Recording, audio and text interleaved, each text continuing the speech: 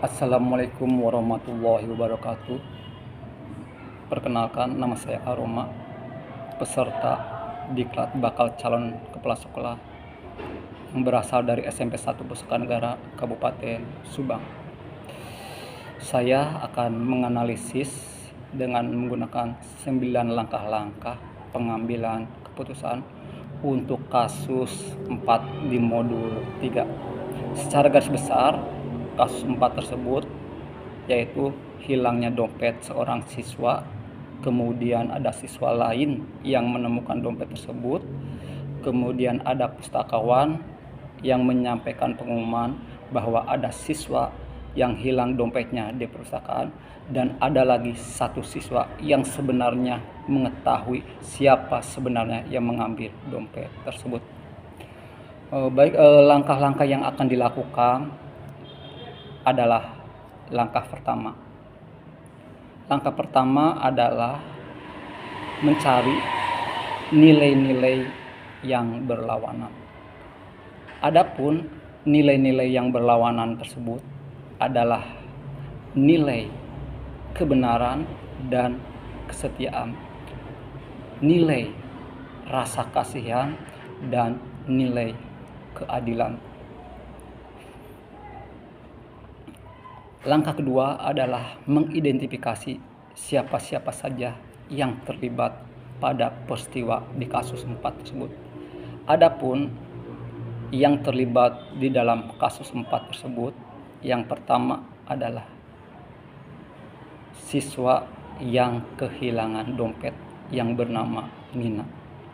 Yang kedua adalah siswa yang mengambil dompet yang bernama Rara. Yang ketiga adalah pustakawan yang menyampaikan informasi hilangnya dompet, yaitu Bu Sri. Dan terakhir adalah siswa yang mengalami dilema moral atau dilema etika yang bernama Tari. Selanjutnya adalah fakta-fakta apa yang relevan dengan kejadian di kasus 4.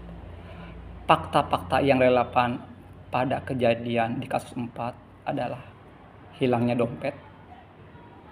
Yang kedua adalah siswa yang mengambil dompet. Yang ketiga adalah korban yang kehilangan dompet.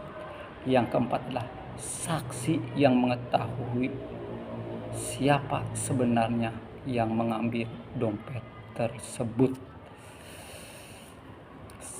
Begini, kalau kita runut lebih jauh, sebenarnya kita akan melakukan telah siapa sebenarnya yang mengetahui kebenaran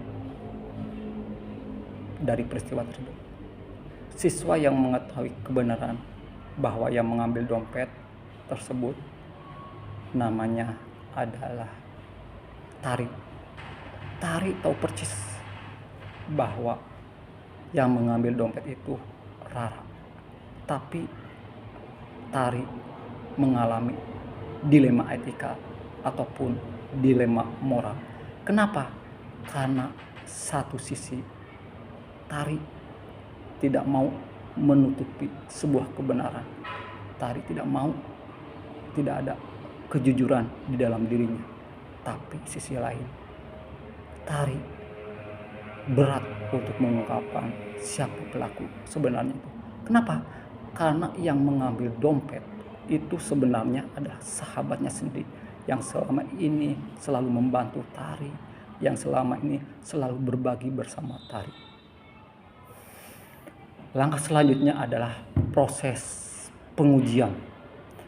Proses pengujian di sini ada beberapa macam. Yang pertama, pengujian secara legal. Berdasarkan pengujian secara legal, sebenarnya apabila mengambil barang yang bukan miliknya, maka itu termasuk kategori pelanggaran hukum. Yang kedua adalah pengujian secara kode etik.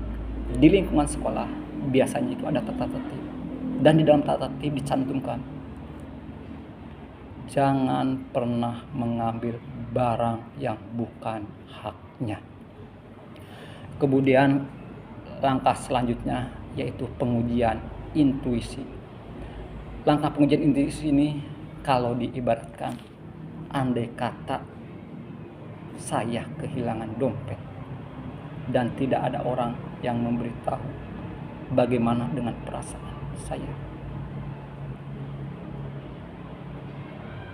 Dan andai kata saya memberitahu siapa yang mengambil dompet, bagaimana dengan kondisi yang terjadi dengan sahabat saya tersebut, yang notabene sahabat saya itulah yang sebenarnya mengambil dompet.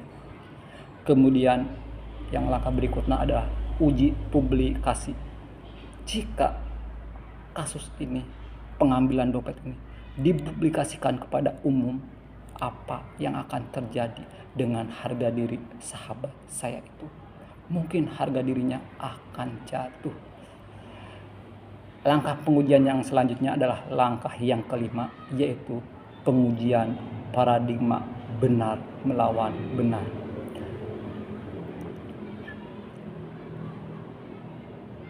Langkah pengujiannya adalah kebenaran lawan kesetiaan, keadilan lawan kasihan, jangka panjang lawan jangka pendek. Langkah selanjutnya adalah langkah yang ketujuh. Adakah opsi lain atau pilihan lain yang lebih kreatif dan bijak? Ada. Sebelum kita melaporkan, sebaiknya langkah yang dilakukan adalah kita terlebih dahulu melakukan pendekatan secara persuasif kepada Rara atau kepada yang bersangkutan. Kita berkata secara lembut, bersahabat, dalam suasana hangat, kepala tetap dingin. Kemudian meyakinkan kepada yang mengambil dompet, lebih mulia mengembalikan dompet kepada pemiliknya daripada kita mengambil yang bukan hak kita. Itu di sisi Allah akan menjadi lebih baik.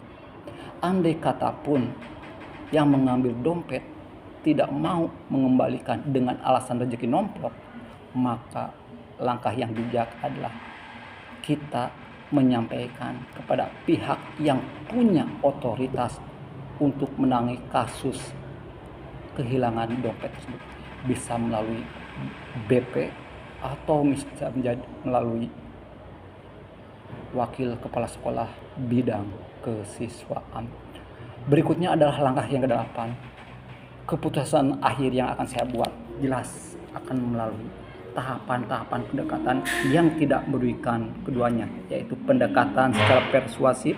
Apabila tidak juga terselesaikan, baru melakukan pendekatan seperti melaporkan kepada otoritas yang memiliki kewenangan untuk menangani kasus tersebut.